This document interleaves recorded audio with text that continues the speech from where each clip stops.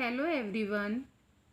Today I will give you a list of one word substitution for UPBED exam. ये आप TET exam के लिए भी पढ़ सकते हैं एंड अदर एग्ज़ाम के लिए भी यूज़फुल होंगे. Now let me tell you one by one word substitution and I will also try to explain them. First one is a place that provides refuge. वो जगह जो शरण प्रोवाइड कर रही है, मतलब हमें आसरा दे रही है, वो उसको क्या कहते हैं? Asylum. Second, that which can not be corrected. जिसे करेक्ट नहीं किया जा सकता, जो सही नहीं हो सकता है, उसे क्या कहते हैं? Incorrigible. Third, something that can be heard. जो सुना जा सके उसे हम क्या कहते हैं? ऑडिबल. आपको पता है वैसे भी ऑडिबल फ्रीक्वेंसी रेंज कितनी होती है? 20 hertz to 20,000 hertz. Now fourth, a short and usually amusing story about some real person or event. एक छोटी सी स्टोरी. अम्यूजिंग का मतलब क्या हुआ? Entertaining story. हिंदी में आप कह सकते हैं मनोरंजक कहानी हो किसी रियल पर्सन के बारे में या किसी इवेंट के बारे में, उसे हम कहते हैं एनेक्डोट. क्या कहते हैं? Anecdote. Fifth, to walk with slow और रेगुलर स्टेप्स. धीरे धीरे कदम बढ़ाना या रेगुलर जैसे आप चलते हो, नियमित स्टेप से आप चल रहे हो, उसे हम कहते हैं स्ट्राइड. क्या कहते हैं? स्ट्राइड.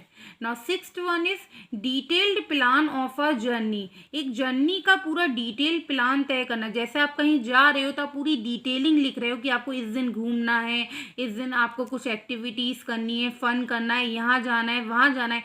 वो सारी डिटेल्स जो प्लान होंगे ऑफ अ जर्नी, उसे हम कहते हैं इटिनररी. क्या कहते हैं? Itinerary.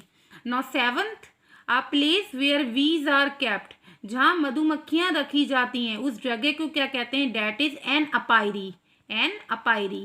Now eighth one is walking in sleep. नींद में चलना, उसे हम कहते हैं सोमनेबुलिज्म. क्या कहते हैं? Somnambulism. Now ninth, one who is 90 years old. जो 90 साल का हो उसे क्या कहते हैं? Nonagenarian. क्या कहते हैं? Non एजनेरियन.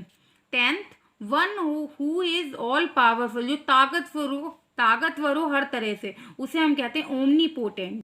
Now 11th is too much official routine. बहुत ज़्यादा ऑफिशियल रूटीन हो जाए, मीटिंग्स में मीटिंग्स हो जाए, आपको अटेंड करना है, आपको कुछ और ऑफिस से रिलेटेड वर्क हो, तो एक वो पूरा रूटीन, ऑफिशियल रूटीन हद से ज़्यादा, वो कहलाता है रेड टैपिज्म. क्या कहलाता है?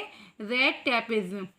12th, study of books in regard to their outward form, authors, subjects, editions etcetera. Books की स्टडी करना किसके रेफरेंस में? आउटवर्ड फॉर्म, उनकी विजिबल शेप के लिए, ऑथर्स, क्या किन किन ने बुक्स लिखी हुई हैं, सब्जेक्ट्स क्या क्या हैं, कि कितने एडिशंस हैं, वो आपका कहलाता है इन वन वर्ड बिब्लियोग्राफी. क्या कहलाता है? Bibliography.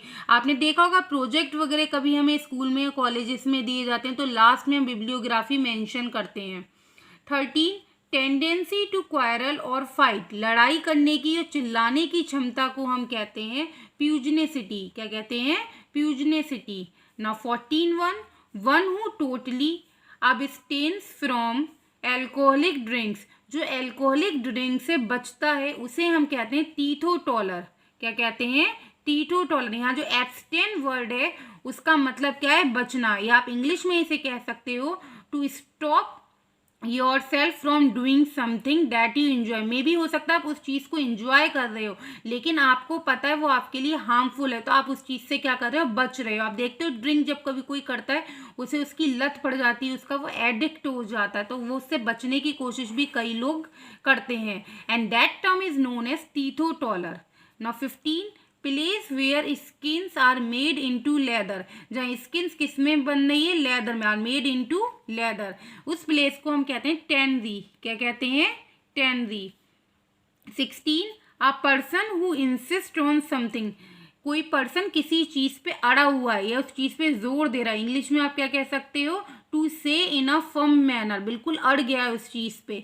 And that term is known as stickler. उसे हम क्या कहते हैं? Stickler. Now 17, the act of violating the sanctity of the church.